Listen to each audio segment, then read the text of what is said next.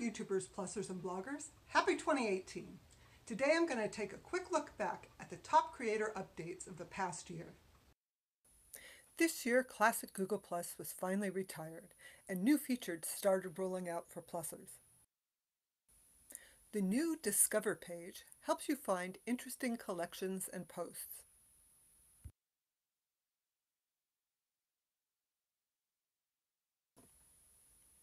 The improved search features help you find what you're looking for and recommend related topics.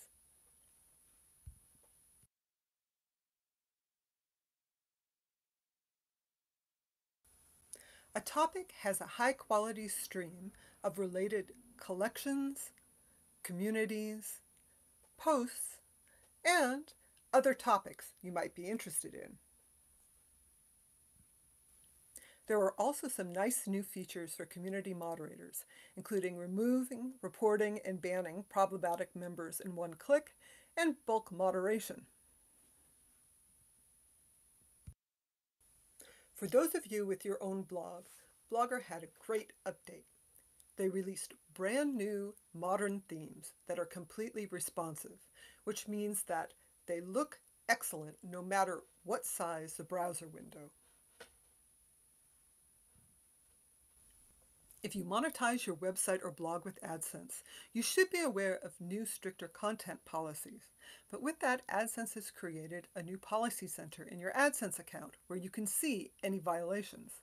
And they started enforcing policies at the page level rather than at the site level. AdSense also introduced the new Ad Balance tool, which lets you reduce the number of ads that display on your site while hopefully not reducing your earnings.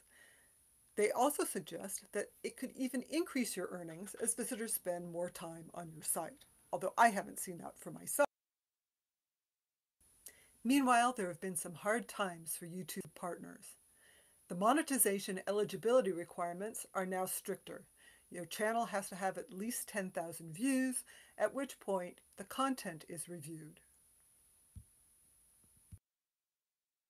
There are also new, more strictly enforced advertiser-friendly guidelines. If your video is not suitable for most advertisers, you can request a review, but only if it has enough views or you have 10,000 subscribers. But it's not all bad news. Live streamers can now monetize using the new Super Chat, which lets fans purchase a highlighted chat message during the live stream. Also, the new ultra-low latency streaming feature lets you interact with fans in almost real time during a live broadcast. Gaming channels can also monetize with new sponsorships, which will hopefully be available to all channels in the coming year. Also, a couple of things to look out for. YouTube has a new design, which hopefully will be completed in the new year.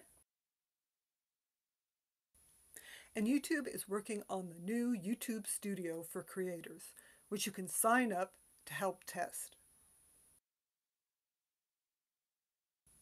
Finally, Google Hangouts continued its shift towards business applications.